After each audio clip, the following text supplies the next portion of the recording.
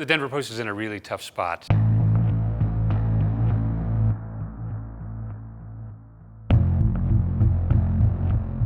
The Denver Post is on its way out the door.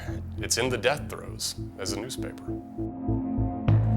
You step back, strong daily newspapers have played a pivotal role in the relationship between the public and their government.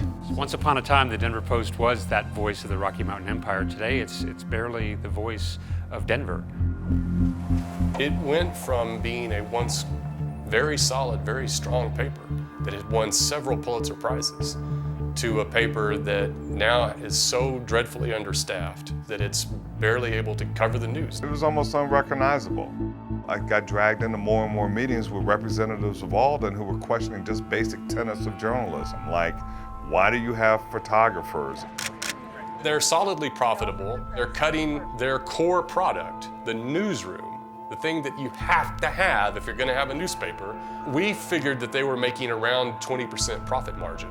That's a really healthy profit margin. We used to be downtown in the Denver Post building. It has Denver Post written across it. Now we are in our printing press, which is directly next to refineries. It smells like dog food all day. We were ordered to cut 1/3 of the newsroom. And at that point, it became clear to all of us that there was nothing that we could do to stop what Alden was doing to the Denver Post. Everyone was so shocked. There was this just burst of like crying. And, you know, it was just awful. I am tired of watching people walk out our doors. You know, Chuck Plunkett ended up calling out our owners and writing the editorial that sparked the revolution. The news matters. That's the rallying cry from workers at the Denver Post who marched in Adams County today. Supporters of the Post are fed up.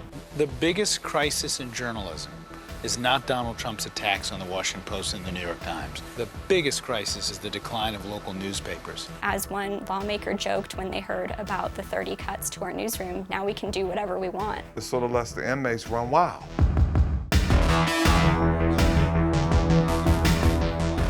People who know this business tell us that Alden wants to do is suck the paper dry. You know, why not fight back if we're going down anyway? We need to save this paper. I don't think it's going to happen. The Denver Post is already dead. I do think there's enough time for us to consider rallying about killing it quickly to have something else rise from the ashes, and whatever that is. And I'd like now! Rising from the ashes of the Denver Post is a new life in local journalism. Here comes the Colorado Sun. I'm way more excited about the mission of doing something new and exciting and thrilling and reconstituting the things that we really loved about journalism when we got into it. Look at this Colorado Sun!